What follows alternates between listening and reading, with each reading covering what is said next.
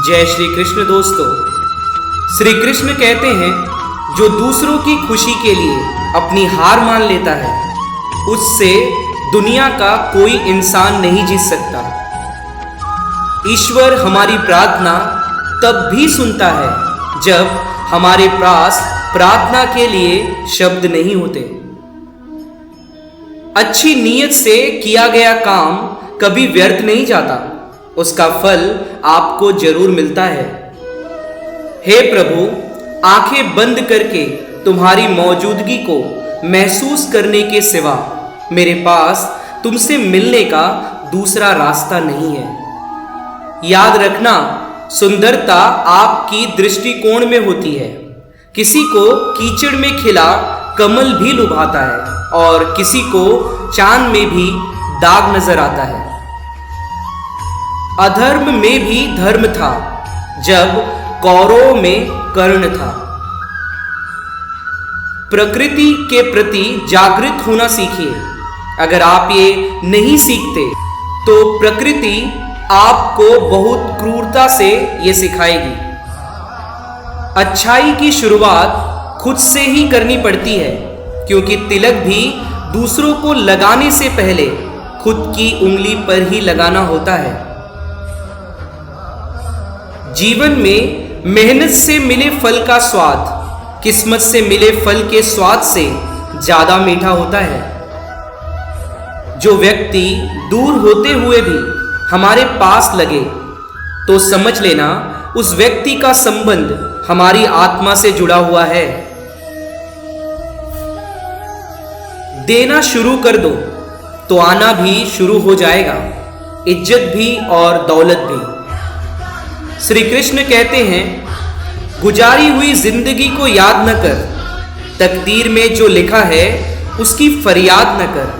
जो होगा वह होकर रहेगा, तू कल के लिए आज की हंसी बर्बाद न कर। याद रखना, बुराई सिर्फ इसलिए नहीं बढ़ती कि बुरा करने वाले लोग बढ़ गए हैं, बल्कि इसलिए भी बढ़ती है क्योंकि सहन करने वाले लोग बढ़ गए हैं। ये रिश्ते भी अजीब हैं, बिना विश्वास के शुरू नहीं होते और बिना धोखे के खत्म नहीं होते। आस्था और प्रार्थना दोनों अदृश्य हैं, लेकिन वे असंभव को भी संभव कर देते हैं। सुना है कि मिल जाती है हर चीज दुआ से, एक रोज तुम्हें मांग कर देखेंगे। सुंदरता मन को आकर्षित करती है, लेकिन एक अच्छा चरित्र हृदय को जीत लेता है।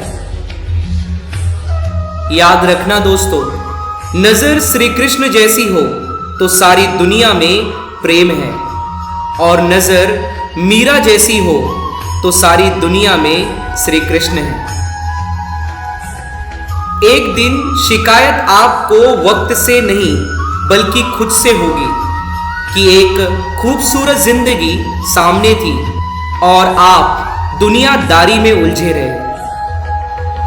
दोस्तों, श्री कृष्ण से हमारी ये प्रार्थना होनी चाहिए कि हे प्रभु, मुझे किसी के दिल का बोझ मत बनने देना।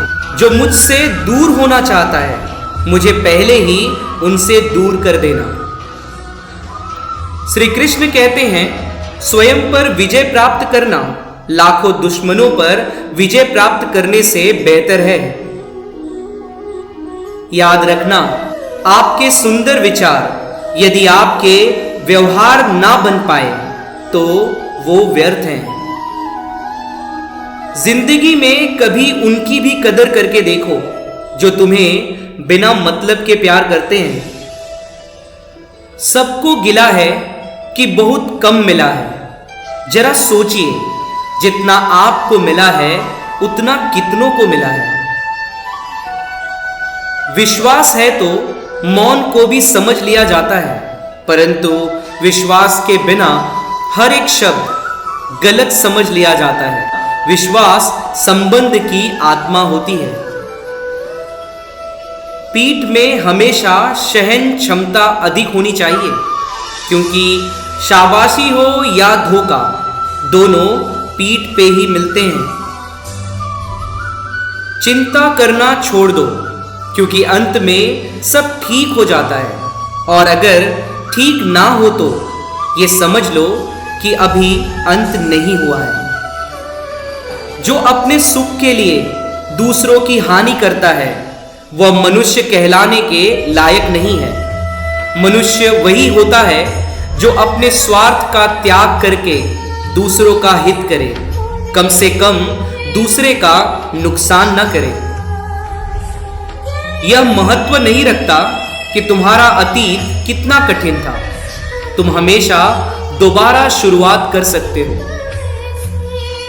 शब्द उतने ही बाहर निकलने चाहिए जिन्हें वापस भी लेना पड़े तो खुद को तकलीफ न हो।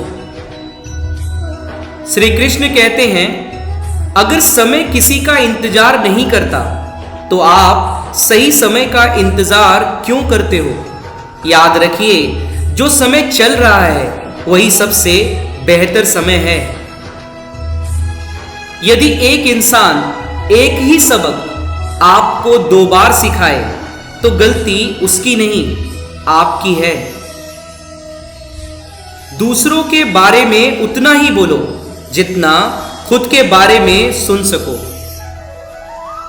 श्री कृष्ण कहते हैं, अपनी अपेक्षा से नहीं अथवा संपूर्ण संसार से प्रेम कीजिए, आपको अपना प्रेम स्वयं प्राप्त हो जाएगा।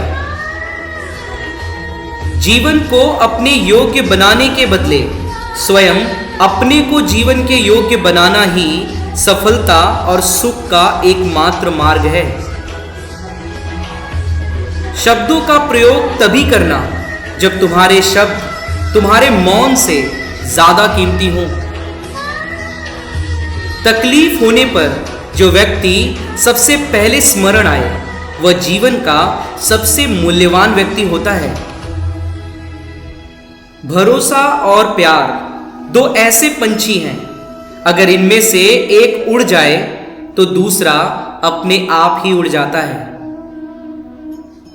तुम क्या किसी को समझाओगे? स्वयं भगवान श्री कृष्ण भी नहीं समझा पाए थे दुर्योधन को। बात इतनी मधुर रखो कि वापस लेनी पड़े तो खुद को कड़वी न लगे। श्री कृष्ण कहते हैं, मैं तो सबकी सुनता हूं पर मेरी कौन सुनता है। इंसान गलत कार्य करते समय दाएं बाएं आगे पीछे चारों तरफ देखता है, बस ऊपर देखना भूल जाता है। याद रखना, समय मनुष्य के बनाए मार्ग पर नहीं चलता, मनुष्य को समय के दिखाए मार्ग पर चलना पड़ता है। इसी को नियति कहते हैं। परिवार के साथ धैर्य प्यार कहलाता है, औरों के साथ धैर्य सम्मान कहलाता है, स्वयं के साथ धैर्य आत्मविश्वास कहलाता है और भगवान के साथ धैर्य आस्था कहलाता है। जय श्री कृष्ण दोस्तों, अगर आपको ये वीडियो पसंद आया हो तो वीडियो को लाइक कर दें, चैनल को सब्सक्राइब कर दें और मिलते हैं इसी तरीके के नए वीडियो में। तब तक के लिए आप लोग अपना और अपने परिवार का ख्याल रखें। जय श्री कृष्ण।